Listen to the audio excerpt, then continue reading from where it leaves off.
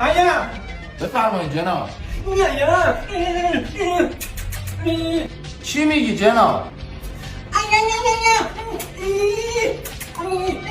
جناب من نمیفهمم چی میگی. تشریفو برای بیرون.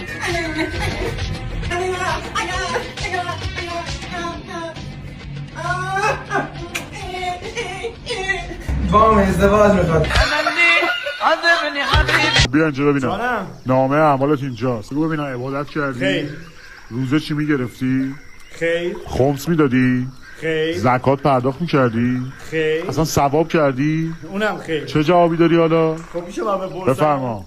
اون موقع که پول خواستم بهم داد. خیر. سلامتی خواستم بهم داد. خیر. زیبایی و قد و بالا خواستم بهم داد. خیر. ماشین شاسی بلند خواستم بهم داد. خیر. 200 میلیون چک داشتم بیفتم بهم زندان بهم داد. خیر.